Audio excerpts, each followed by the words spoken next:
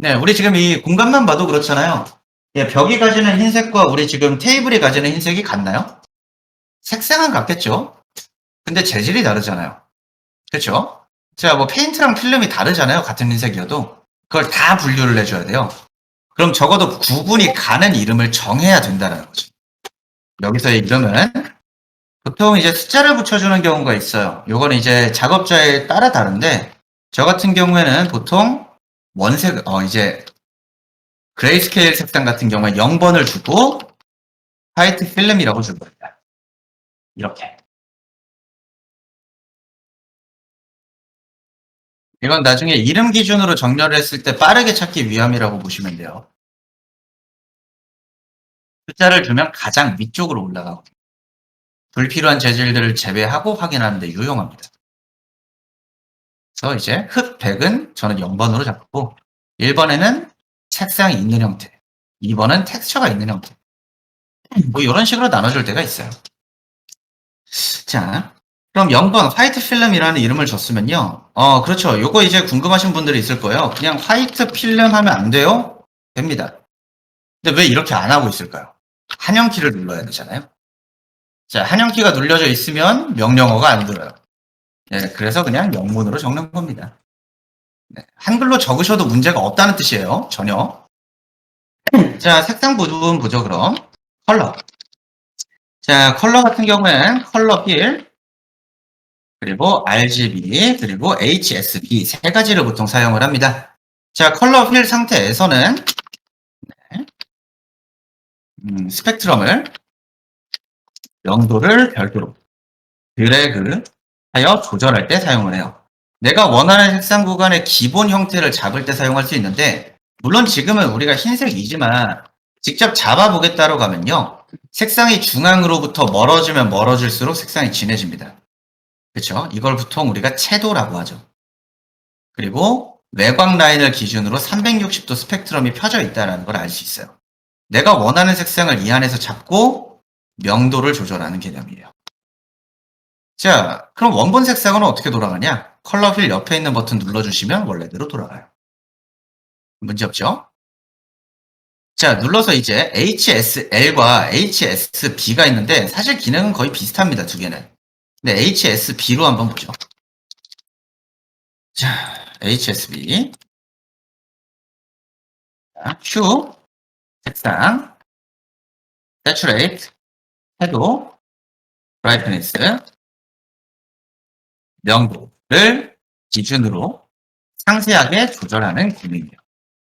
자, H는 이제 색상이에요. 요거는 이제 지금은 색상이 없는데 Saturate가 올라가면 활성화가 됩니다. 채도가 없기 때문에 안 보인 거죠. 내가 원하는 색상 구간을 잡고 색이 너무 진하다. 보통 우리가 이걸 원색이라고 하죠. 색이 너무 진하면 Saturate를 빼면 되고 나는 조금 더 어둡게 잡고 싶어. 명도를 내리면 됩니다. 굉장히 쉽죠. 네, 그리고 기본적으로 우리가 원하는 색상을 직접 잡겠다라고 했을 때 RGB로는 맞추는 게 굉장히 불편합니다. 그래서 이것도 조절하는 방식은 기억해 두시면 좋습니다. 내가 원하는 색상을 직접 잡겠다. 이게 가능한 이유는 간단해요. HSB는 색의 3요소를 활용한 색채 지각 능력 기반의 표예요. 내가 보고 있는 색상을 내가 원하는 색상으로 직접 조절할 때 가장 편리합니다. 이것도 알고 계시면 좋고요. RGB로 넘어가면 직접 색상을 잡겠다가 굉장히 불편합니다. 그럼 이건 언제 쓰냐? 이런 식으로 쓰는 거죠. 85에 아마 35였던, 이게 85였던 것 같나? 30? 아니, 너무 오래돼서 기억이 안 나네요. 저 이제 정말 옛날에 이 마비노기 하셨던 분들은 이런 거 다 외우고 있었거든요. 굉장히 옛날 얘기죠. 너무 오래돼서 이제 기억이 안 나고 이걸 왜 설명을 드리냐면요. 수치가 정해져 있을 때 쓰라는 거예요. 내가 입력해야 되는 수치가 지정이 돼 있다라고 하면 그대로 입력하면 됩니다. 근데 왜 평소에는 안 쓰냐? 자, 여기서 파란색으로 만들어 볼 거예요. 어떻게 만들어야 될까요? 일단 파란색이니까 블루의 수치를 올려볼까요? 그럼 빨간색이 내려가야 바뀔 수 있겠구나. 복잡하잖아요. 그쵸? 파란색을 잡아놓고 세 개를 조절하는 게 훨씬 편하겠죠. 그래서 수치가 정해져 있을 때 쓴다는 거예요. 지정해야 되는 수치가 정해진 경우 사용. 자, 그럼 우리는 지금 화이트 필름이잖아요. 그냥 원본 그대로 가면 될까요? 자, 당장은 문제가 없어요. 근데 우리가 이제 원본에 적용되는 이 프로그램 자체에 적용되고 있는 하얀색은요, 가장 순수한 하얀색이에요.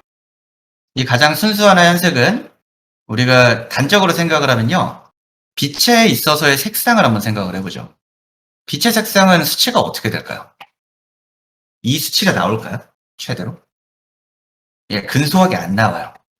그리고 라이트라고 불러주는 우리가 광원 매개체는 중앙을 기준으로 가장 하얀색에 가깝고, 아웃라인으로 퍼지면 퍼질수록 세기가 약해지면 점점 원본의 색이 드러납니다. 근데 이건 빛보다도 밝은 색이라는 거예요. 그래서 우리는 수치를 적을 때 순수한 흰색을 사용하지 않습니다.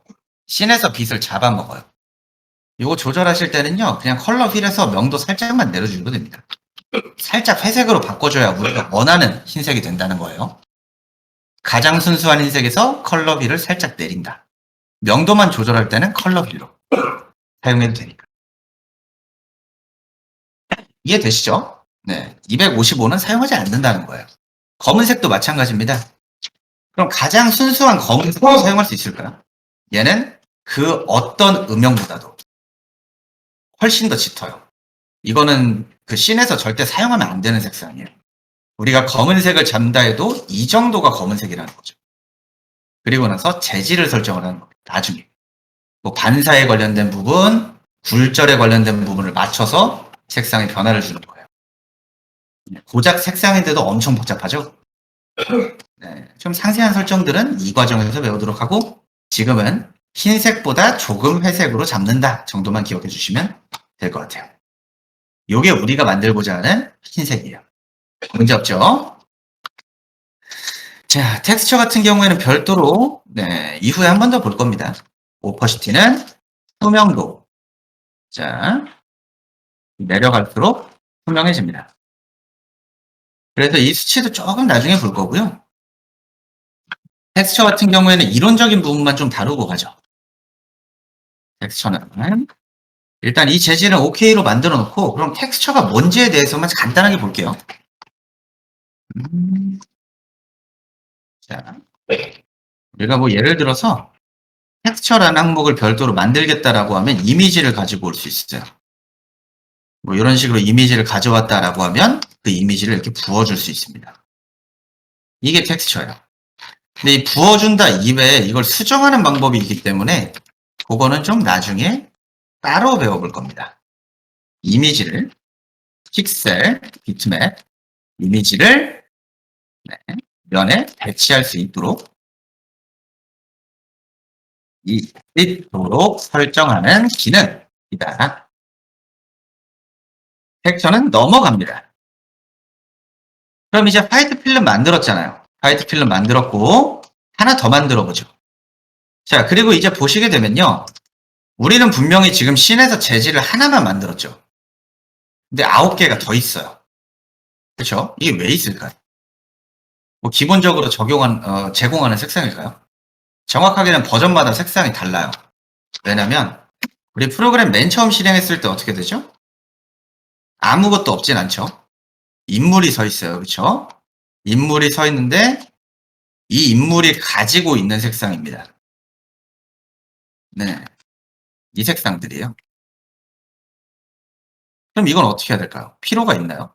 없죠. 지우는 부분부터 알아보죠. 자, 사용하지 않는 색상을 제거해야 할 시, 뭐 기능적으로는 이 디테일이라는 부분을 눌러서 이제 퍼즐을 해주면 되는데 여기서 사용하지 말고요. 상단 모델 인포의 스테이티스틱스라는 항목을 들어가야 돼요. 일로 들어가세요. 상단 윈도우 모델 인포 클릭하고 스테이티스틱스라는 항목을 찾아줍니다.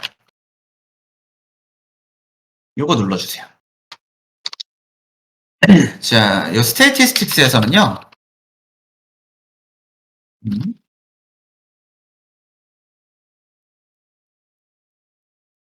퍼지 on use라는 항목을 눌러주시면 되는데 사용하지 않는 항목들을 퍼지하겠다라는 거죠.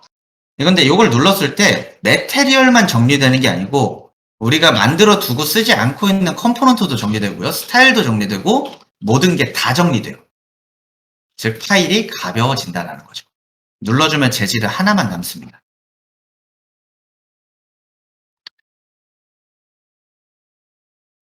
해당 기능은 저장 객체 중 사용하지 않는 모든 항목을 삭제한다. 이해되시죠? 네, 여러분들이 이제 작업상 복잡하게 만들고 나면 쓰지도 않는데 만들어둔 게 그냥 주렁주렁합니다. 걔네들 지울 때 써요. 네. 마지막에 이제 저장하기 전에 한 번 정도 눌러주면 용량이 좀 줄어든다라는 거죠. 그리고 프로그램 버전마다도 용량이 다른데 21 버전 위쪽 버전들이 용량이 절반 이상으로 가볍습니다.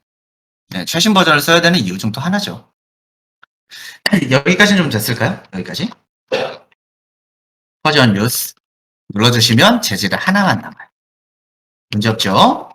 자, 그럼 그 다음으로 또 재질을 만들어 볼 건데 여러분들이 이 크리에이트 누를 때 꼭 기억해 주셔야 되는 게 있어요.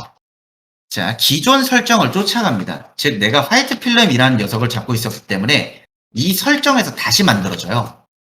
자, 생성 시 항상 디폴트 컬러 기능을 사용 후 진행하다. 요 크리에이트 바로 앞쪽에 보시면 네, 아까 우리가 이제 기본 면이 있죠. 그 set material to paint with to default라고 되어 있는데 그냥 디폴트라고 할게요. 해당 기능 눌러주면 색상 자체가 빠집니다. 여기가 이제 선택된 색상을 의미를 해요. 눌러주면 빠져요. 그리고 create 눌러주세요. create. 문제 없죠? 자, 블랙 메탈 프레임이잖아요. 그냥 블랙 스틸이라고 줍니다. 0번 블랙 스틸.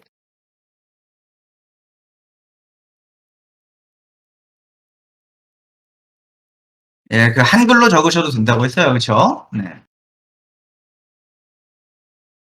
적어주고 컬러 항목에서 가장 검은색을 잡으면 안 된다고 했죠. 자, 여기서는 색상 이렇게 잡아볼까요? 우리가 일반적으로 검은색 프레임도 순수하게 채도가 아예 없는 상태는 아니에요. 아주 살짝의 푸른빛이 있어요. 그거 한번 잡아보죠. 어떻게? HSB로 넘겨서 S를 쭉 올리고 파란색 구간을 먼저 잡습니다. 이렇게. 파란색 원색을 먼저 잡는 거죠. 문제없죠? 자, 색의 세기를 먼저 조절을 할 거고요. 그 다음에 명도를 맞춰볼 겁니다. 색의 세기를 쭉 낮춰주시면 좀 파스텔 톤 컬러가 돼요. 네, 상관없어요. 우리는 검은색에서 아주 약간만 이 색상이 첨가된 형태로 만들 거니까. 이해되시죠? 다음 브라이트니스를 쭉 내려주면 우리가 원하는 금속의 색상이 나옵니다. 이게 이제 순수한 검은색보다는 살짝 푸른빛이 들어간 형태가 되는 거예요. 이렇게. 이해되시죠? 네. 물론 지금은 조명이 없기 때문에 의도적으로 이렇게 연출을 한 건데 보통은 검은색 금속 프레임 같은 경우에는 조명의 영향을 받게 하는 게 맞긴 합니다. 이렇게 잡아주면 이제 원하는 색상도 잡을 수 있다. 문제 없죠? 네. 자, 그대로 OK 눌러주면 이제 재질이 두 개가 생성이 돼요. 재질 적용에 대해서 보죠.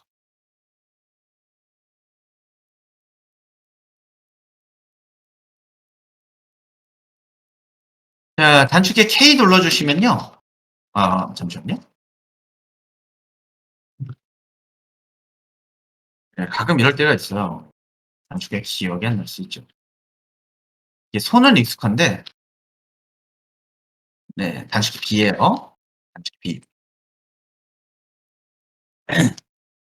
그럼 이런 단축키는 이제 단축키를 내 머릿속에 기억한다 보다는 내 손이 기억하니까 자동으로 눌러주는 거잖아요. 그렇죠? 이렇게 가끔 기억이 안 날 때가 있습니다. 네. 단축키 B 눌러주시면 페인트 버켓이라는 녀석이 활성화가 돼요. 자, 이 상태에서 활용하는 방식은 간단합니다. 클릭은 네, 선택된 재질을 클릭 객체 면에 적용합니다. 자, 그럼 보죠. 우리가 얘를 이제 넣어줘야 되는 부분들은 전부 프레임이잖아요. 딱 하나만 넣어봅시다. 이렇게. 클릭하면 들어가요, 재질이. 문제 없죠? 자, 그럼 보죠. 이 다리들도 하나하나 다 클릭해야 될까요? 자, 가능은 한데, 예, 우리가 생각을 해보면 다리가 고작 4개니까 다행이다라고 생각을 할 수 있어요. 근데 이 다리가 수십 개면 좀 많이 불편하겠죠. 다 눌러야 되니까. 자, 외부에서 클릭했을 때는 컴포넌트여도 따로 들어갑니다. 간단한 이유예요. 외부에서 주는 편집이니까. 컴포넌트는 어떤 상태라고 했죠? 내부 편집을 공유한다라고 했어요. 즉, 스페이스바로 바꿔서 내부로 들어가서 컨트롤 A로 잡고 이 재질을 부어주면 전부 들어가요. 내부에서는 적용하는 모든 수정이 공통적으로 들어가니까요. 문제 없죠? 이렇게 부어줄 수 있고요. 네. 네, 다시 보죠. 자, 스페이스바 그리고 이 다리를 더블 클릭으로 내부로 들어갑니다. 이 내부에서 컨트롤 A 눌러주고 그럼 전체 선택이죠. 페인트 B 클릭으로 적용을 합니다. 그럼 직전에 사용했던 재질을 그대로 사용할 수 있어요. 네. 네, 한영키 눌러보세요. 색깔이 안 뜬다고요? 그러면 이제 매테리얼 탭에서 선택하시면 됩니다. 좋아요. 이것도 한번 볼까요? 아니, B를 눌러서 클릭을 했는데 설정 색상이 없습니다. 라고 했을 땐 두 가지 방법이 있어요. 첫 번째로는 있는 재질을 선택하면 됩니다. 근데 이 방식은 나중에 여러분들이 재질, 씬을 만들게 되면 재질이 최소한 수십 개는 만들어져요. 이걸 드래그로 일일이 올려서 이름을 찾는다는 너무 불편하죠. 자, Alt 플러스 클릭. 자, 여러분들이 Alt를 누르고 있으면요. 스포이드로 바뀌어요. 스포이드의 기능은 뭐죠? 빨아들이고 내뿜죠. 이 상태에서 기존의 재질을 Alt 클릭하면 그 재질을 가지고 와서 선택합니다. Alt 클릭으로. 클릭 위치의 재질을 선택으로 변환합니다. 선택해서 클릭하면 되죠. 네. 재질의 활용 방법이에요. 이게 직접 찾아준다로 가는 게 굉장히 비효율적이에요. 물론 이걸 이름 기준으로 바꿔서 이렇게 찾을 수도 있기는 해요. 근데 이게 되게 의미가 없습니다. 지금 상태에서는. 그냥 썸네일 상태로 두고요. 나중에 이제 렌더링 기능 배우게 되면 렌더에서는 이름으로 검색이 가능하기는 해요. 이런 식으로. 여기에 나는 블랙 티를 찾을 거야. 라고 검색해서 사용할 수도 있어서 이름도 좀 내가 알아볼 수 있게, 기억할 수 있게 만드는 것도 중요하기는 해요. 근데 뭐 요거는 이제 나중에 배워볼 거니까 그때 가서 보고요. 지금 같은 경우에는 Alt 클릭으로 아래쪽 재질 가지고 와서 부어준다 정도로만 만들어주시면 됩니다. 문제 없죠? 그럼 나머지도 이제 전부 적용해 봅시다. 붓고, 부어주면 되죠. 필요한 객체들.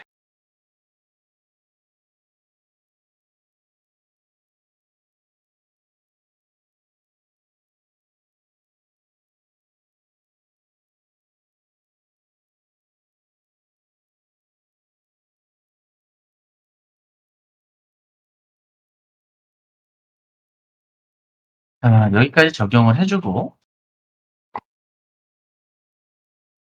다음으로는 화이트 필름으로도 이제 나머지 필름 3장 모두 잡아주시면 됩니다.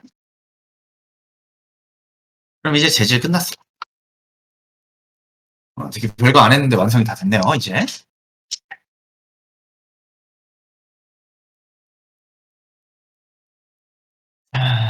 그럼 필요한 자료를 좀 가지고 올게요.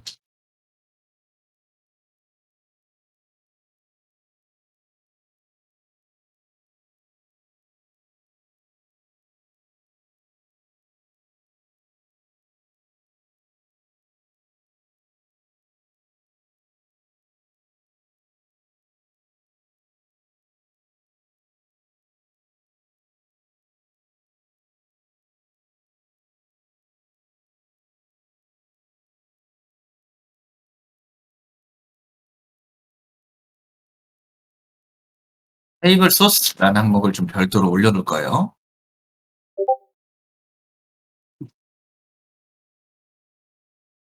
이걸 5강에 올려두면 좋겠다. 6강을 따로 만들게. 6강 폴더 하나 만들어서 네, 별도로 좀 올려놨어요. 6강 폴더 내에. 요렇게 테이블 소스. 자, 이 항목 같은 경우에는 이제 우리가 만들 필요 없도록 좀 제공을 해서 진행을 하는 건데, 이거 적용하기 전에 우리가 지금 만들어둔 테이블은 원상태, 있어야 되는 형태로 좀 만들어 주고 가지고 올 겁니다. 자, 그럼 보죠. 지금 우리가 만들어준 객체는 거꾸로 만들었잖아요. 뒤집어줘야 돼요. 그럼 컨트롤 A로 전체를 잡아서 우클릭, 플립 얼롱, 블루 다이렉션. 하나의 컴포넌트가 아니면 축을 기준으로 간다라고 했었죠. 네, 하나의 컴포넌트면 컴포넌트의 축을 기준으로 하고 블루 다이렉션으로 위아래 반전해 주시면 돼요. 전체 잡고 전체 잡을 때는 어떻게? 드래그도 되지만 그냥 컨트롤 A 활용하시고 눌러주면 위아래 반전이 이렇게 됩니다. 그렇죠? 자, 그 다음엔 뭐 지금 묶음 상태를 컴포넌트로 좀 저장을 해주도록 하죠. G 엔터. 그럼 전체에 대한 컴포넌트도 만들어지죠. 자, 소스 파일 적용 같은 경우에는 크게 두 종류가 있는데 요걸 이제 임포트라는 작업으로 불러줘요. 가져오는 데 있어서는 파일에서의 임포트를 눌러서 필요한 경로를 찾아서 가져온다도 가능한데 이렇게 쓰지 말고요. 이 임포트를 쓰지 말고 더 쉬운 방법을 씁시다. 드래그로 화면 내에 끌어줄 것. 자, 보세요. 테이블 소스라고 적혀있는 이 아이콘 파일 자체를요. 클릭한 다음에 끌어서 화면 위에 올려두면 바로는 안 나와요. 불러옵니다. 그리고 조금 기다리면 불러가집니다. 되게 쉽다, 그쵸? 끌면 적용돼요. 문제 없죠? 자, 방향이 반대면 어떻게 해야 돼요? 플립해야 될까요? 안 되는 이유가 하나가 있습니다. 키보드가 네, 자판이 다 써져 있어요. 이거 플립하면 절대 안 돼요. 플립하면 자판이 뒤집혀요. 네, 플립은 반전이기 때문에 네, 모양을 유지를 해야 될 때는 로테이트로 돌려줘야겠죠. 로테이트로 돌려서 이제 배치를 좀 해봅시다. 일단 로테이트 먼저 돌려주세요. 로테이트는 180도. 그럼 180도 돌릴 때는 어떻게 해야 되죠? 뭐 일단 아무데나 누르고 180도 적용하면 되죠. 선택, Q, 어디든 클릭, 레버 만들어서 이것도 어디든 클릭, 180, 엔터. 그럼 180도. 예. 이거 안 들어가지고 요 드라이브, 공유 폴더가 지금 만들어지나요? 그럼 잠시만요.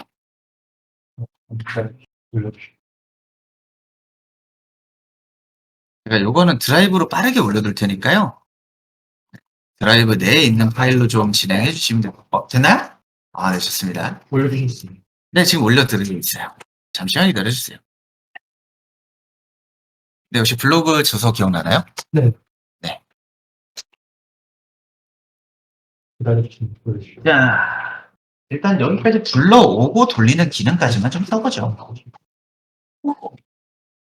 이거를 다운하면 됩니다.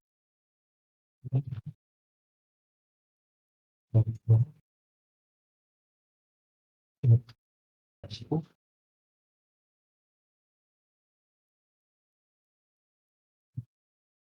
이 기능을 가져오기라고 합니다. 파일 실행과 다른 부분이 있죠. 파일을 실행하면 어떻게 되죠? 원본과 우리가 작업 중인 환경과는 다른 프로그램이 하나가 다시 실행이 돼요. 그렇죠? 파일을 불러오면 지금 작업이 꺼지겠죠. 가져오기는 내 작업상 내로 다른 객체를 들고 들어오겠다라는 거예요. 네, 이렇게 이제 우리가 필요한 뭐 의자, 컴퓨터, 모니터, 키보드를 마우스까지 5개 객체를 가져올 수 있다. 일단 이렇게 좀 가져와 주시고 그 다음 진행을 좀 해보죠. 자, 플러스 다음 보이신 이거 더블 이건 큐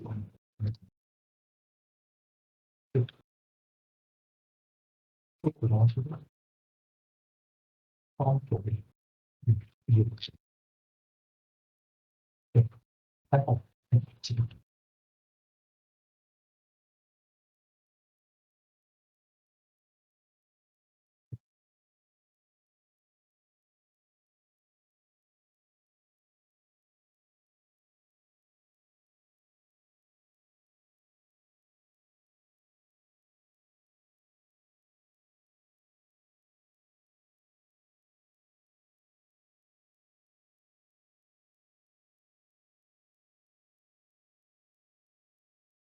이거 좀 가져오셨으면 이제 설명을 좀 들어볼게요.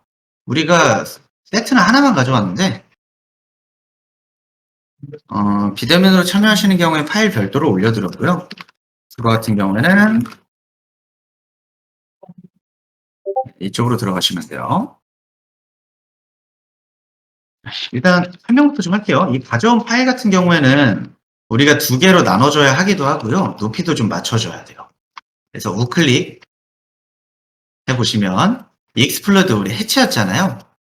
해당 기능으로 일단 컴포넌트를 나눠주죠. 그럼 별도의 5개의 컴포넌트로 나뉘어요. 그렇죠? 이 상태부터는 위치를 좀 잡아주면 됩니다. 이런 식으로. 그리고 바닥도 높이의 기준이 될 수 있는 뭐 바운딩 박스의 끝이라든지 실제 높이 모서리의 끝을 잡아서 면 위에 올려주고 그렇죠? 위치를 조절해 보면 되겠죠.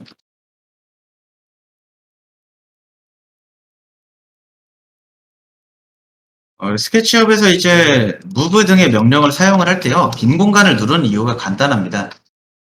그 위에서 스냅으로 잡아주게 되면 스냅으로만 이제 작업이 좀 가능한 경우가 많아요. 온오프가 불가능하니까. 되도록이면 배치에 있어서 빈 공간을 눌러서 좀 작업을 하세요.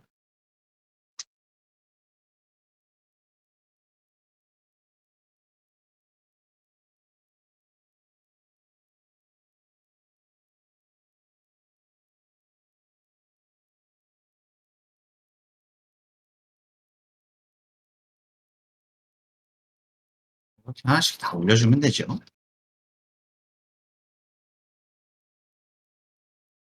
그리고 위치도 좀 잡아주고 면 위에 올린다라는 부분을 써서 쭉 잡아보시면 됩니다.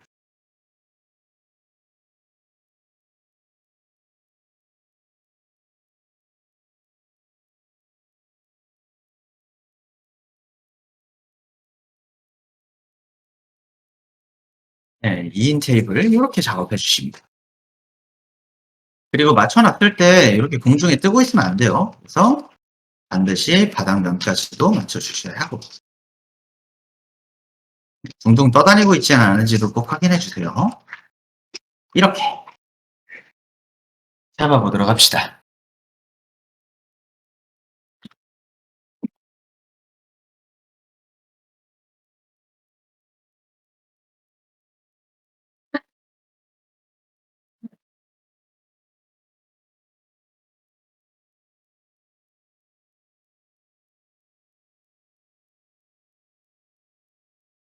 이거 편집하면 안 돼요. 내부에서 편집하면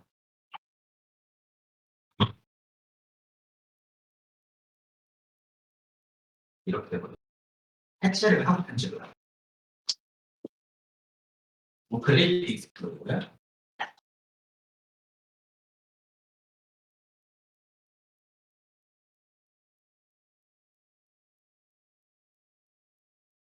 이건 제가 적어줍니다. 이 기능 사용하실 때 있어서요. 네, 우리가 예전에 이제 백엣지라는 기능을 배웠잖아요. K. 지금까지는 괜찮아요. 여기까지는 괜찮은데 나중에 이 테이블 한 20개 정도 되면 그때부터는 안 켜는 게 제일 좋습니다. 선이 너무 많아지면 어느 위치에 선이 숨어 있는지를 프로그램이 읽는데 시간이 좀 오래 걸려요. 테이블이 20개일 때까지는 괜찮은데 그게 한 2000개 되면요. K 누르고 오면 이제 밥 먹고 와도 안 켜져요. 멈춘다는 거죠. 선이 너무 많으면 이제 숨어 있는 선을 찾는 기능은 사용 안 하는 게 좋습니다. 너무 들어야 되니까. 아니, 좀, 높이 맞춰주실 때는 면을 기준으로 맞추세요. 객체가 가지고 있는 바운딩 박스나 끝 모서리 혹은 바닥면을 기준으로 그렇게 공중에 둥둥 떠다니고 있다. 그럼 면을 잡아도 되고요. 바운딩 박스를 잡아도 되고 모서리를 잡아도 됩니다. 잡아서 면 위에 올려주는 거죠. 뭐 축 고정을 해도 됩니다. 높이는 정확하게 딱 맞죠? 네. 이렇게. 여기 이제 소스를 적용하는 방식 중 하나예요.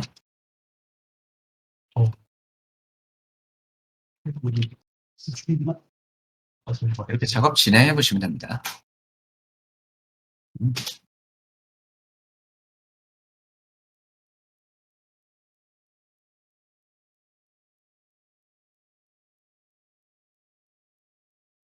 대면으로 참여하시는 경우에 이름을 본인 이름 석자로 변경을 해주셔야 제가 출석해서 확인을 합니다.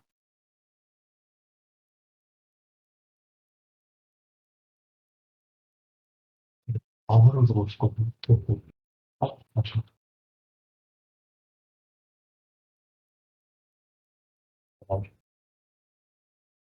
예, 빼시네.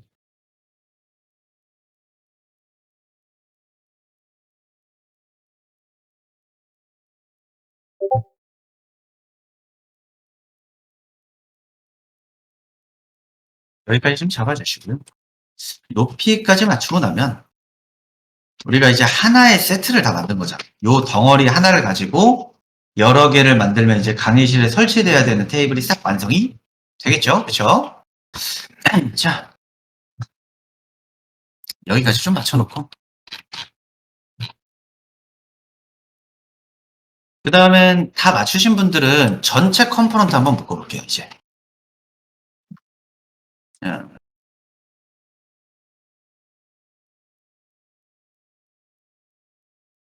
자, 그 다음 소스 파일로 내보내는 기능을 좀 배워볼 겁니다. 우리가 소스 파일을 가져와 봤으니 나중에 사용할 수 있도록 묶어두는 기능도 알고 있으면 좋겠죠. 뭐 이런 부분들은요. 여러분들이 이제 작업상에서 내가 만든 모델링을 다음 작업에서 쓰고 싶다, 쓸 것 같다라고 했을 때 별도로 좀 저장을 해놓는데 용이합니다. 예, 그래서 나중에 이제 이렇게 끌고만 들어오면 되는 거예요. 실제 작업에서. 자, 우클릭 해보죠. 컴포넌트 선택 우클릭했을 때 Save As라는 부분이 있습니다. 자, 컴포넌트를 단일 컴포넌트를 선택 우클릭 Save As. 자, Save As가 무슨 기능이라고 했었죠? 다른 이름으로 저장하기.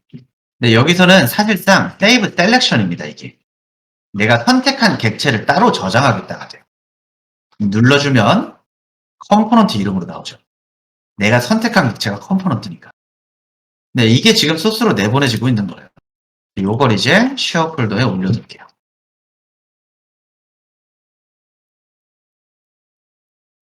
이걸 이제 테이블 set source로 저장을 해두면 나중에 새 작업을 열어도 자 보죠.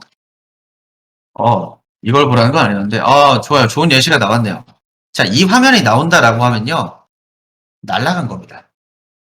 근데 정말 다행이죠. 직전에 저장을 하자마자 꺼졌어요.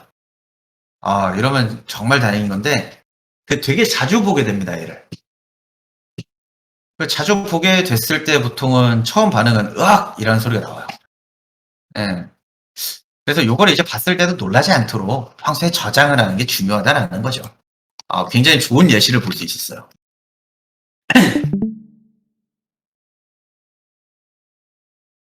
자, 그럼 그 다음에는 이제 이런 소스에 있어서 확인을 한 번만 해보죠. 어떻게 사용을 하는지. 우리가 지금 나눠놓은 파일 같은 경우에는 이제 별도의 작업을 하다가요. 뭐 공간을 만들고, 테이블 소스가 필요하다라고 했을 때 그냥 끌고 오면 이런 식으로 불러와집니다. 작업대로. 활용이 충분히 가능하겠죠? 이렇게 사용을 한다라는 거예요. 자, 여기서부터는 이제 만든 객체 가지고요. 작업을 좀 마저 진행을 해보죠. 자, 지금 만든 테이블 같은 경우에는 우리가 공간을 나누는 데 있어서요. 네, 지금 줄자를 가지고 와서 이 공간을 재지는 않을 겁니다. 납득이 가는 공간으로 한번 만들어 봐야죠. 자, 보통 우리가 스몰 스케일 기준으로 보면요. 최소한의 동선에 필요한 수치를 보통 800 정도로 잡습니다. 여유 있으면 이제 1000까지는 잡을 수 있죠. A강 이장은 정말 다행인 게 좀 간격이 그래도 있어요. 3줄밖에 없어서. 이 안에서는 이제 테이블을 먼저 배치를 하고, 그럼 요 사이 간격은 최소 800이 나와야 된다는 거죠. 테이블 사이의 간격. 가능하면 1000 잡으면 좋고. 네, 1000으로 잡고요. 테이블 2개씩. 양쪽으로 4개 먼저 배치해 볼 겁니다. 자, 만약에, 작업상 필요하신 분들은 이제 테이블 소스 사용해 주시면 되고요. 요거 이제 배치만 한 다음에 별도로 저장 파일 하나 더 올릴 거예요. 테이블 세트 소스. 자, 그럼 뭐 테이블이 가지는 서로의 간격은 1500이잖아요. 이 위스가 1500이니까 move 1500 그냥 옮겨줍니다. 그럼 일단 책상 2개. 자, 제가 보고 있는 기준은 이렇게 되는데 여러분들이 이렇게 보는 게 맞겠죠? 그렇죠? 자, 그럼 2개 더 있어야겠네요. 1500 2개를 딱 붙이려면 3000만큼 이동을 하는 거고, 그리고 1000이 더 있어야 되니까 4000 잡아주면 간격이 나오죠. 최소 동선 간격이 나와요. 네, 1000 정도는 나와야 된다라는 거죠.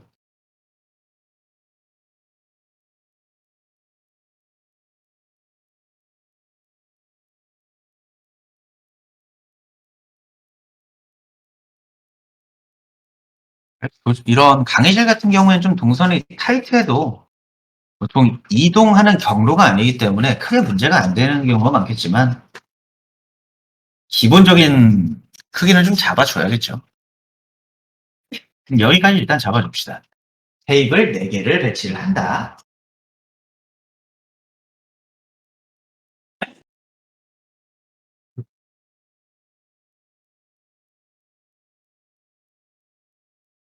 이거 필요 없네.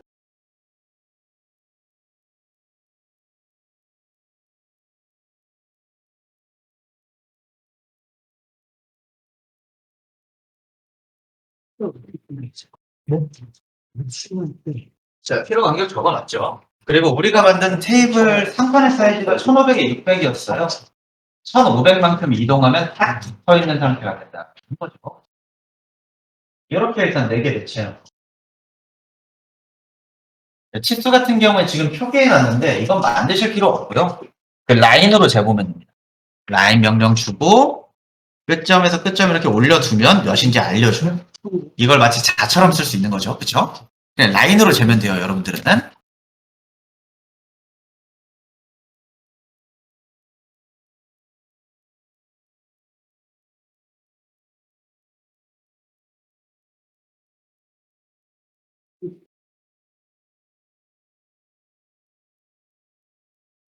자, 문제 없나요?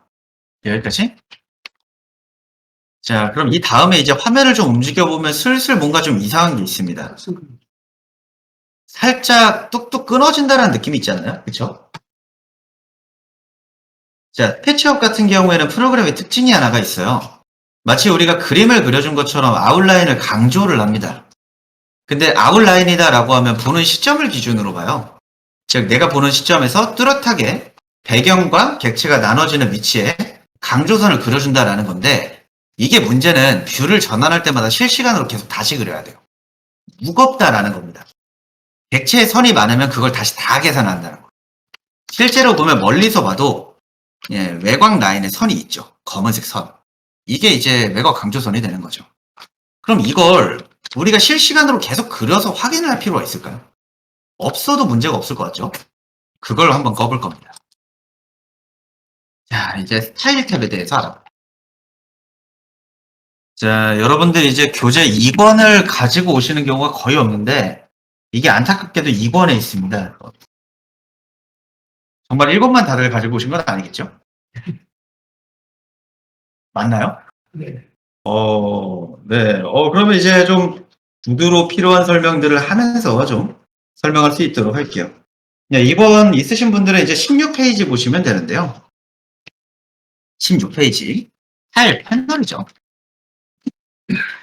자, 이 스타일 패널에 있어서는 일단 저장 파일부터 좀 올려놓고 진행을 할게요.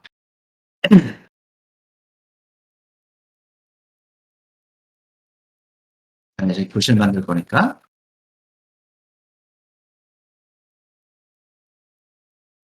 클래스 1번으로 올려놨어요. 자, 스타일 패널은 이제 매테리얼 꺼주고 아래쪽에 보시면 하나 보일 겁니다. 이 스타일스라고 적혀 있는 녀석. 확인되시죠? 자, 기본적으로는 우리는 템플릿을 맞춰놨기 때문에 아키텍처 디자인 스타일로 알아서 맞춰져 있어요. 예, 뭐 면의 색상이나 엣지에 대한 기본적인 설정이 다 맞춰져 있다.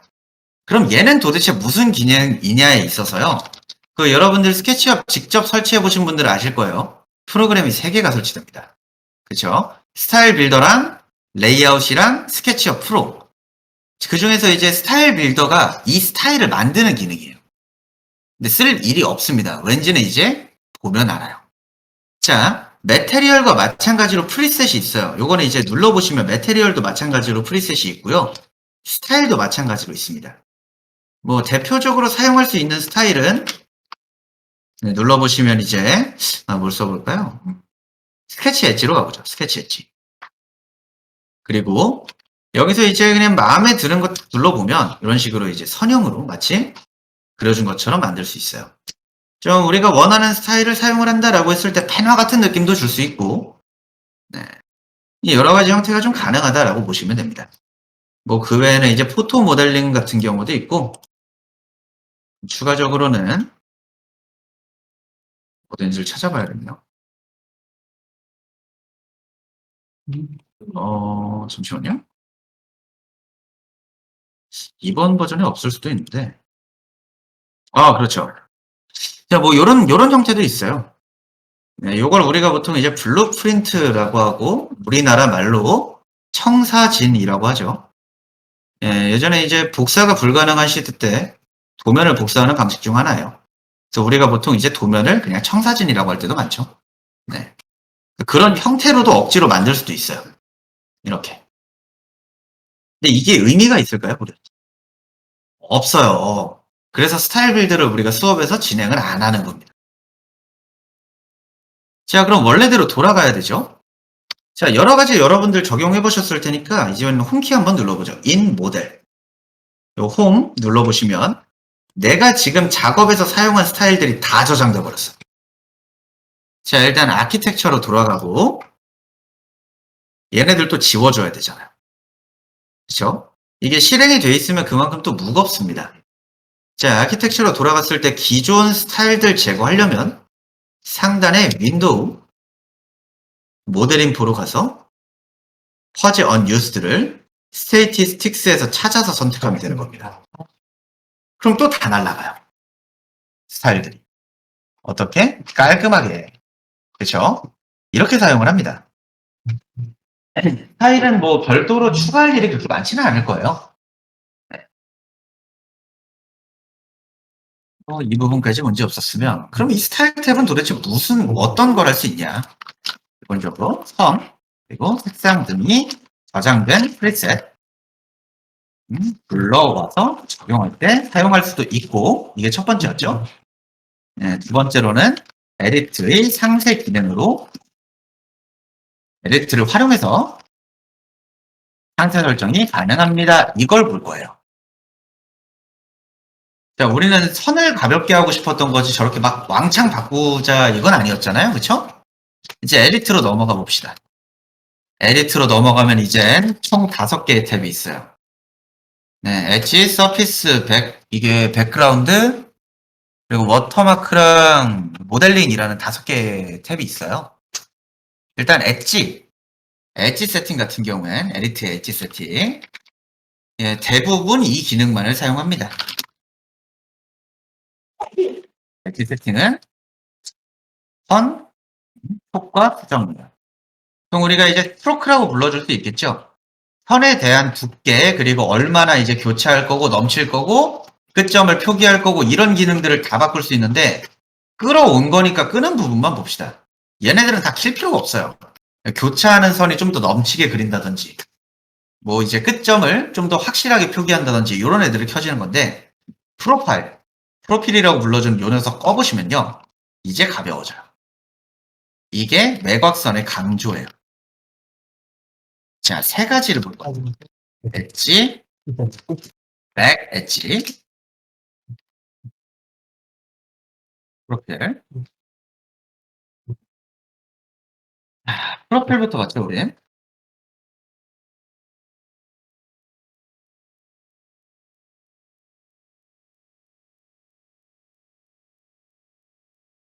그럼 이제부터는 화면을 돌려줘도 그 외곽선을 강조하겠다라는 부분이 없어져요. 그렇죠? 이 기능이 켜져 있을 때는 계속 다시 그려야 되기 때문에 무겁습니다. 예. 우리가 보통 실린더 혹은 구 형태에 있어서 중앙이 하이라이트를 가장 많이 받을 테고 바깥으로 넘어갈수록 이제 음영으로 전환되는 단계가 되잖아요. 예, 그런 형태를 계속 다시 그리기 때문에 무거울 수밖에 없어요. 작업 무거워지면 그냥 뭐 최우선 작업으로 끄세요. 문제 없죠? 자, 그럼 엣지는 뭐냐? 얘는 꺼두면 이제 모서리 이 선 자체가 전부 없어집니다. 모든 선이 보이지 않게 돼요. 근데 면은 나뉘잖아요. 그렇죠? 면은 각도가 아예 다르니까 나뉘는 것처럼 보이는 겁니다. 근데 이 명령의 문제는 엔드 포인트를 못 잡게 돼요. 엣지를 꺼버리면. 이 둘 중에 하나는 겹쳐 있어야 엔드 포인트를 잡습니다. 엣지는 끄지 마세요. 엣지는 실제로 존재하는 모서리선, 온 옥사를 이유가 없다. 백 엣지는 뭐였죠? 단축키 K였죠. 여기서 눌러줄 이유는 없어요. 자, 해당 기능은 숨은 선을 사선으로 보여주는 기능이었고 K로 사용할 것이었는데 지금 정도에서 눌러도 안 꺼집니다. 프로그램이. 대신 이제 선들을 더 많이 표시해야 되다 보니까 조금은 무거워질 염려는 있어요. 여러분들이 이제 공간을 정말 크게 만든다라고 하면 이거 절대 누르면 안 돼요. 네. 익스테리어까지 포함하는 공간 만들었을 때 누르면 프로그램을 종료하고 다시 켜야 됩니다. 그걸 불러올 수가 없어요. 선이 너무 많아서. 주의해서 사용해야 된다라는 거죠. 여기까지 문제 없죠? 이제 나머지는 뭐 컬러라는 부분만 볼까요? 선의 색상에 관련된 부분인데 뭐 all same 같은 경우에는 모두 똑같이 지정 색상을 넣었다. 나는 선의 색상 파란색 할래도 가능은 하다는 거죠. 네. 당연스럽게도 이렇게 잡을 일은 없습니다. 그 외에는 바이 메타리얼은 재질의 색상을 쫓아가게 하겠다. 바이 엑시스는 방향에 맞춰서 색상을 주겠다. 예, 뭐 바꿀 일이 없는 옵션이에요. 일반적으로. 넘어갑시다. 옆쪽에 있는 페이스 세팅으로 갑니다. 면에 관련된 세팅이죠. 자, 눌러보면 여기서는 이 부분 전환이 가능해요. 우리 앞면은 흰색이고 뒷면은 파란색이다라는 절대적인 조건을 바꿀 수는 있습니다. 당연스럽게도 얘도 바꿀 일이 없어요. 그럼 여기는 왜 들어왔냐? 자, 스타일이라는 탭이 있는데 요거는 추후에 우리가 툴바로 추가를 할 겁니다. 자, 보면 엑스레이를 켜졌을 때 파선이 아닌 반투명 상태로 모두를 전환할 수 있어요. 확인되시죠? 와이어프레임으로 전환하면 선형 모드가 됩니다. 선형 모드에서 면을 잡을 수가 없고 선만 잡을 수 있어요. 필요한 경우 전환할 때가 있고요. 우리가 은선이라고 불러주는 히든 라인도 가능합니다. 그 외에는 원래대로 돌아가고 싶으면 요 녀석 Shade using texture로 바꿔주시면 원래대로 돌아가요. 화면을 보는 형태 자체를 수정을 하는 거죠. 베이스 세팅.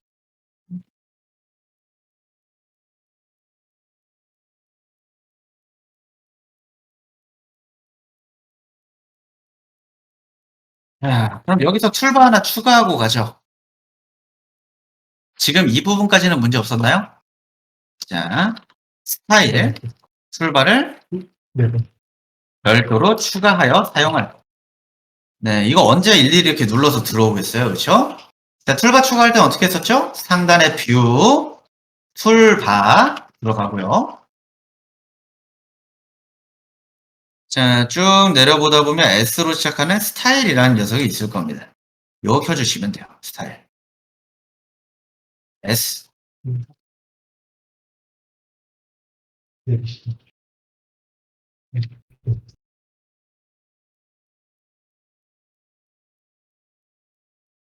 문제 없나요? 자, 켜주고 나면 지금 우리가 봤던 아이콘들이 이렇게 쭉 있어요. 자, 만약 빠져있는 경우에는 드래그해서 집어 넣으면 돼요. 혹은 더블 클릭하면 위치를 또 알아서 찾아갑니다. 이런 식으로. 그래서 일단 넣어주시면 됩니다. 위쪽에 고정시켜 두시면 돼요. 자, 여기서는 엑스레이 기능도 그냥 클릭으로 사용 가능하고요. 나 선형 봐야 돼 라고 했을 때 빠르게 전환이 가능합니다. 그리고 베개지의 온오프 기능도 확인할 수 있어요. 네, 올려두시면 돼요. 이렇게 툴바 위에 툴바로 만들어서 사용할 것. 그럼 세 번째 갑시다. 백그라운드 세팅.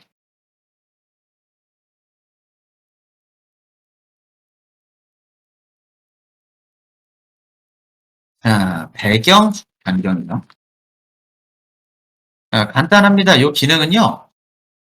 우리가 스케치업으로만 작업을 완료하겠다라고 했을 때 필요한 배경이 있는 경우엔 따로 잡을 수 있는 기능이에요. 자, 그라운드 활성화 시 배경 색상 조절이 가능합니다. 라는 거죠. 뭐 이런 식으로 켜면 배경이 생기고 배경에 대한 색상도 조절이 가능하다. 예, 뭐 이렇게. 예, 근데 당연하게도 이 부분도 거의 바꿀 일이 없다라고 보시면 됩니다. 물론 쓸 때도 있어요. 우리가 스케치업으로만 아이소메트릭을 만들겠다라고 하면 그 정도에서는 쓸 수 있습니다. 그냥 배경 색상 조절 가능하다라는 것만 알고 넘어가죠. 자, 옆으로 갈게요. 워터마크.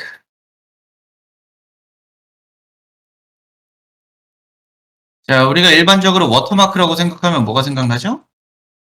중고나라 같은 거 이제 그런 사이트에서 박히는 이런 워터마크 생각나죠, 그렇죠? 네, 그거랑 똑같아요. 이미지를 올려주겠다라는 겁니다. 근데 그 이미지가 내가 씬을 조절을 해도 내가 지정한 위치에만 있게 올리는 기능. 간단하게 봅시다. 두 가지로 보통 활용을 해요. 하늘을 이미지로 그려서 넣겠다. 두 번째로는 진짜 워터마크처럼 쓰겠다. 자, 아까 로고 있었으니까 그걸로 좀 봅시다. 이런 식으로 불러오는 거예요.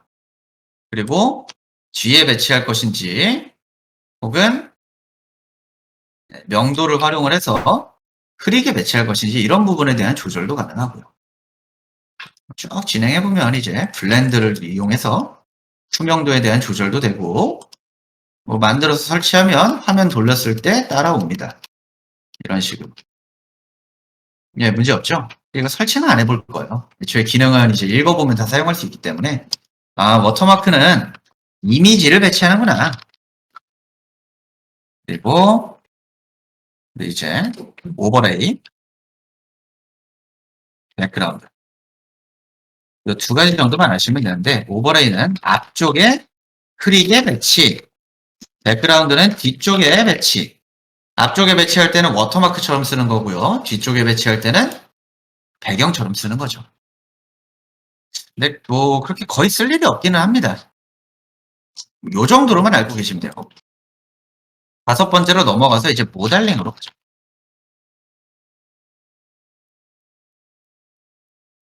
자, 모델링 같은 경우에는 먼저 설명을 드리면요. 상단 뷰에서 뷰 메뉴 사용할 것으로만 설명을 드릴게요. 이게 뭐냐면 자, 화면부터 보세요.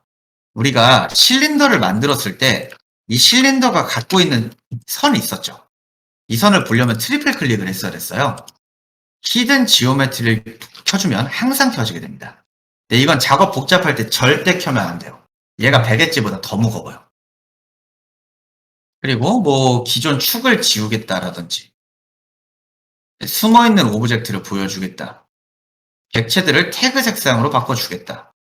뭐 이런 것들을 켤 수 있는데 이런 기능들이 굳이 여기로 들어올 필요는 없습니다. 선택했을 때의 색상, 뭐 잠겼을 때의 색상을 바꾸겠다 등등이 있어요. 이걸 왜 여기로 들어올 필요가 없냐? 뷰에 다 있어요. 필요한 기능들을 뷰에서 사용하세요.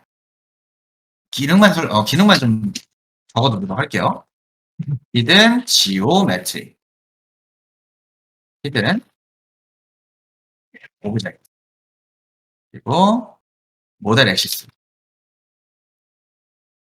히든 지오메트리는 보이지 않는 선을 모두 화선으로 써주는 기능. 굉장히 무거운 기능이에요. 위하여 사용. 네, 심 무거울 때 이거 누르는 순간 그 여러분들이 보는 그 작업 파일이 마지막이 될 수 있어요. 네. 자, 히든 오브젝트는 숨긴 객체를 모두 보여주는 기능인데, 요거는 좀 쓰기가 어렵습니다. 예. 우리가 숨김이라는 기능을 배우고 나서 한 번 더 설명을 할게요. 자, 모델 액시스는 축을 하는데, 유니스페이스죠. 내의 축을 보여주는 온, 오프 하는 기능이에요. 자, 그럼 스타일 들어왔을 때 이제 기능들은 많은데 우리가 알 수 있는 게 있어요. 아, 들어올 이유가 거의 없구나. 언제만 들어오면 되죠? 작업이 무거워서 프로필 꺼야 될 때만. 이때 외에는 들어올 일이 거의 없다라고 보면 됩니다. 자, 여기까지 문제 없나요? 이제 우리 살펴보는 데 있어서. 자, 스타일 탭은 그래도 열어두지는 않습니다, 보통. 닫아뒀다가, 아, 작업이 무겁구나 했을 때 한 번만 끄고 다시 닫아주면 돼요. 문제 없죠? 자, 그럼 이제 테이블들을 먼저 좀 배치를 해보죠. 이제 강의실 보게 되면 8개짜리 테이블이 총 3줄이 있어요. 그쵸? 그걸 쭉 배치를 해볼 건데 간격은 어떻게 하는가요? 자, 일단 의자는 우리가 일반적으로 당겨서 들어가서 앉을 수는 있습니다. 근데 앉을 때 고려하면 끝까지 밀어넣은 상태에서 못 앉잖아요. 그쵸? 의자가 튀어나왔을 때 최소한의 거리가 나와야 되고 그걸 600 정도로 생각을 해보죠. 그 다음엔 동선도 있어야 되잖아요. 우리 맨 가장자리에 앉으신 분들이 먼저 앉았을 때 안쪽으로도 들어갈 수 있어야 되니까. 이 강의장 내에서는 800으로 잡을 겁니다. 그래서 800으로. 자, 그럼 이 객체가 가지는 위스가 600이었어요. 플러스 800이죠. move, 카피하고 방향을 확실하게 고정한 뒤 600 더하기 800인 1400을 주는 겁니다. 그럼 첫 번째 줄이 두 번째 줄이 만들어지죠. 이거 한 번 더 할 거면 어떻게 해야 돼요? 별표, 숫자기, 엔터. 3줄. 그럼 필요한 테이블은 일단 배치가 완료가 됐어요. 그쵸?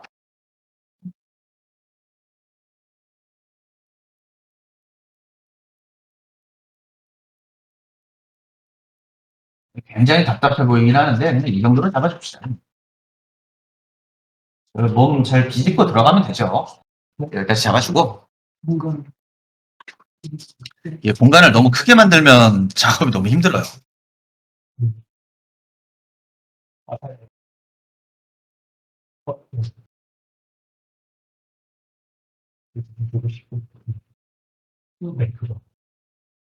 자, 됐나요? 여기까지? 이동을 시켜서 복사를 한다. 네. 이동할 때는 축 고정 기능 쓰고 간격을 입력해서 반복 복사를 하는 거죠. 여기까지 만들었으면요. 예. 이제 강의실의 기본적인 형태는 나왔는데 유일하게 구성 형태가 다른 책상이 하나가 있습니다. 네, 여기 있어요. 여기. 네, 제 책상이죠. 제 책상은 의자가 애초에 2개가 필요가 없습니다. 컴퓨터도 2개가 필요 없어요. 근데 모니터는 2개가 필요해요. 구성 자체가 아예 다르죠. 요걸 한번 만들어 보죠. 자, 그럼 이걸 처음부터 모델링을 다 만들겠다는 너무 번거로워요. 있는 테이블을 활용을 해서 전환을 하면 되잖아요.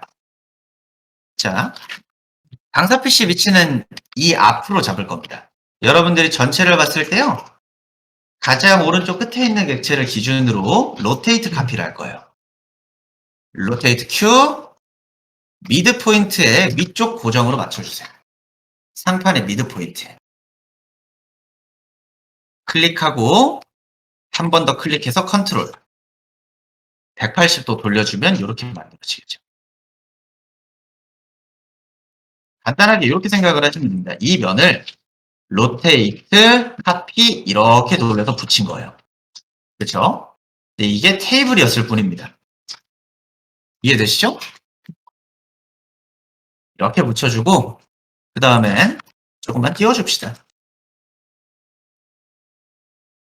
얼마나 띄울 거냐? 한 300만 띄워주세요, 벽으로. 이렇게.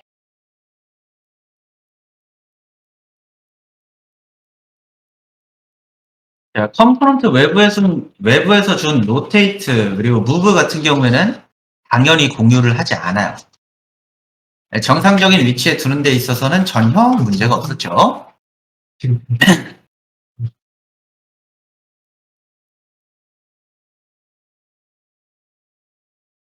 그럼 배치한 테이블 기준으로 수정만 조금 해보죠. 자, 그럼 얘는 수정하기 전에 우리가 반드시 생각해야 되는 게 있어요. 이 테이블은 지금 어떤 상태죠? 묶음 상태죠.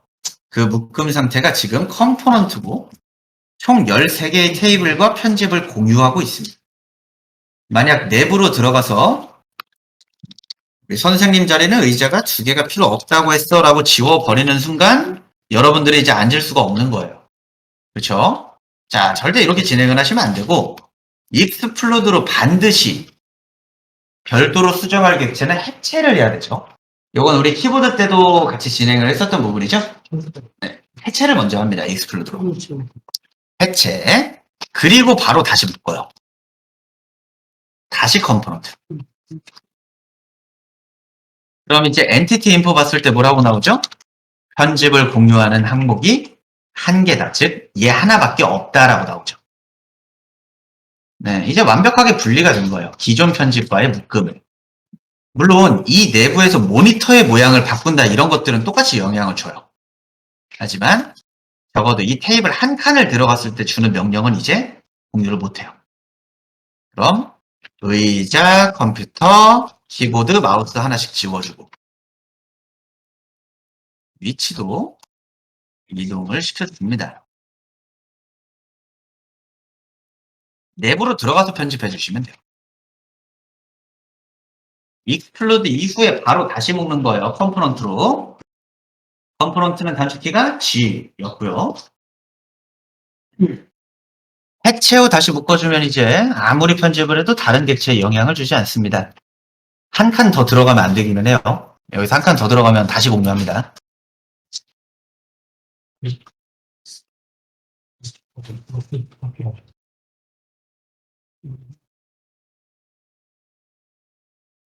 그래서 또 하나 로테이팅 Q 고정시키고 파란 선을 뒤 문제 없죠, 여기까지? 좋아요. 그럼 봅시다. 지금까지 문제 없었으면요.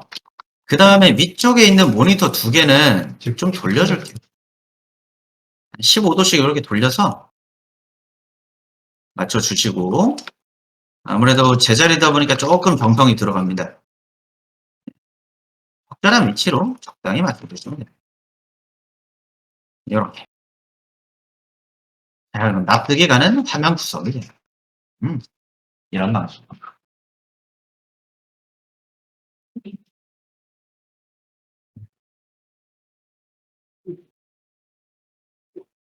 내부로 들어가서 편집을 하세요. 내부에서. 자,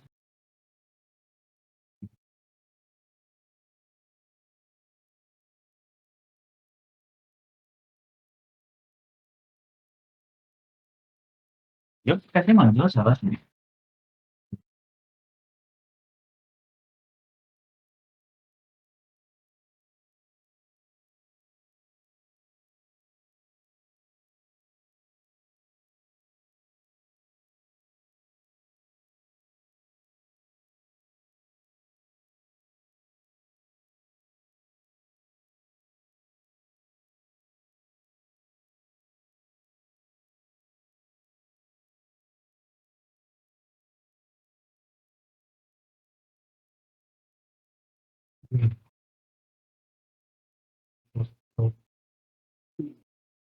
애들이 두 개씩 이렇게 먹거든요.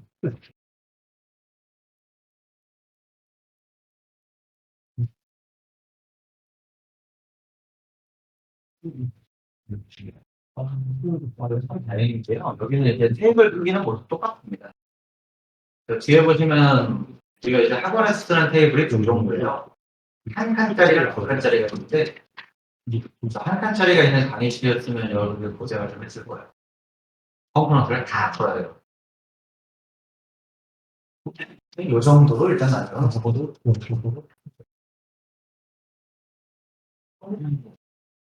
우리가 그 다음 작업에 있어서는요, 시간이 남은 부분이 조금 애매하다 보니까 우리가 이제 이 테이블에 필요한 객체들을 좀 몇 개를 더 꾸며주려고 합니다. 예전에는 이제 이런 것까지는 만들었었는데 요즘에는 이제 좀 안 쓰잖아요. 예전에 뭐 칸막이나 이런 소독제도 다 만들어졌었는데 이런 거 빼고요. 그 테이블에 딱 올라가면 괜찮을 것 같은 거 뭐가 있을까요? 뭐 핸드폰도 있겠고, 그렇죠? 책도 있겠고. 네, 좀 의미가 있는 걸 우리가 만들어 볼 겁니다. 네, 다음 시간에 이거 만들어. 네. 되게 간단해요. 일단 있으면 굉장히 좀그 수업에 엔돌핀이 좀 돕니다. 그렇죠? 생명수죠, 생명수. 이걸 좀 나중에 만들어 줄 거고, 지금 같은 경우에 남은 시간 내에서는 최소한의 공간만 좀 잡아보죠. 이걸 이제 공간화를 시킬 건데, 우리가 이 공간을 이제 실측을 하지는 않을 거다라고 했어요. 그럼 기준은 테이블들이 됩니다. 테이블들 기준으로 납득이 가는 간격을 맞춰서 만들어 볼 거예요. 자, 키보드 때 우리 판 만들던 거 기억나죠? 굳이 스냅을 잡지 말고 전체를 덮게 만든 다음에 각 테이블 끝에 맞추세요. 렉탱글을 만들고 스케일로 각 끝에 맞춰줍니다. 이렇게. 우리가 생각을 했을 때 이제 테이블 기준으로 바운딩 박스의 아랫면을 만들어놨다는 걸 보시면 될 것 같아요. 일단 이 형태를 한번 잡아놓고요. 그 다음에 필요한 크기들을 이제 생각을 해보죠. 뒤쪽 같은 경우에는 1,500 정도 나와요.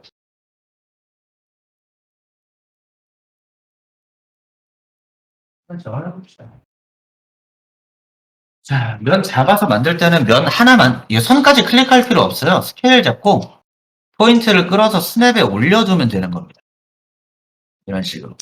클릭하면 딱 맞아요. 면이. 그래서 가장 테이블, 그 위쪽에 있는 테이블 기준으로 맞춰주시면 돼요. 맞춰주시고 나서 간격에 있어서요. 우리가 좌우에 있는 벽이 정확하게 딱 붙어 있지 않습니다. 책상에, 그렇죠?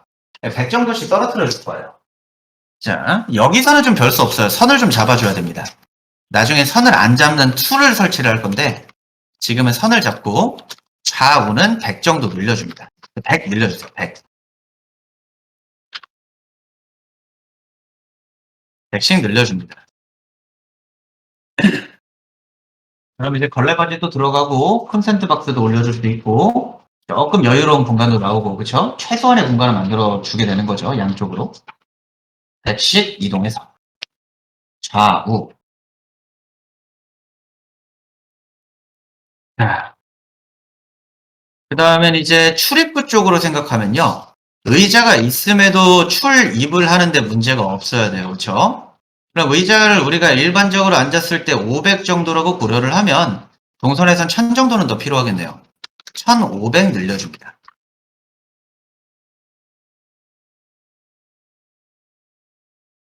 공간 내 가구 배치를 할 때는 물론 지금과는 반대 순서로 갑니다. 공간을 만들어 놓고 가구를 배치하는 건데 우리가 가구 배치할 때도 마찬가지예요. 납득이 가는 최소한의 거리는 다 나와야 돼요. 일단 사람이 쓰려고 만드는 거잖아요. 그렇죠? 썼을 때 안 불편해야겠죠. 설계사원이. 동선을 최우선적으로 생각하면 됩니다.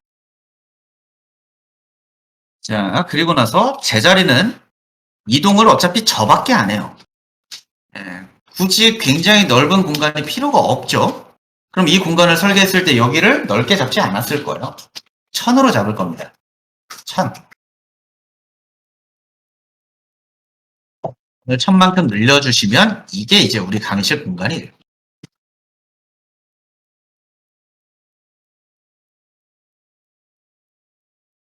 (46제곱미터가) 나옵니다.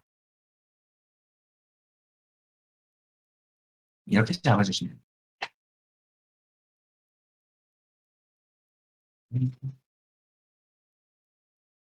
다음 시간에는 이제 이 공간을 기준으로 필요한 객체들을 쭉 만들어 볼 거고, 일단 다음 시간은 뭐 단축키부터 설정을 좀 하고요. 그 다음에 커피컵도 만들어 보고, 요것도 공간 좀 간략화하게 만들어 보고, 조금 조금씩 이제 완성을 해 갑시다.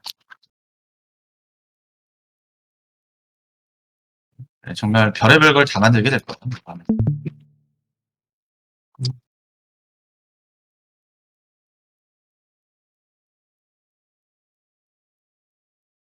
저장 파일은 올려두고 있어요.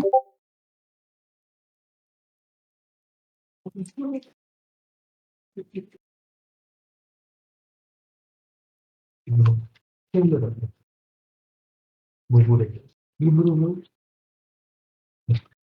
이거 스케일러가 필요해서가지고 박민지님, 김규리님, 김슬기님,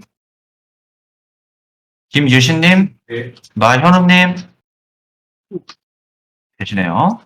명재권님, 네. 박민영님, 박창현님, 신다현님 네, 계시네요. 염경님, 염규선님, 오정영님, 윤종원님, 이수경님, 이혜진님, 임규희님, 임이진님, 정한성님, 네. 정호준님,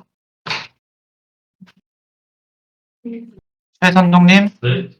최영훈님, 최혜영님, 예. 오늘 하루간 다들 고생 많으셨고, 내일 마저 나머지 만들어 봅시다. 네, 저장하겠습니다. 네, 수고 많으셨습니다.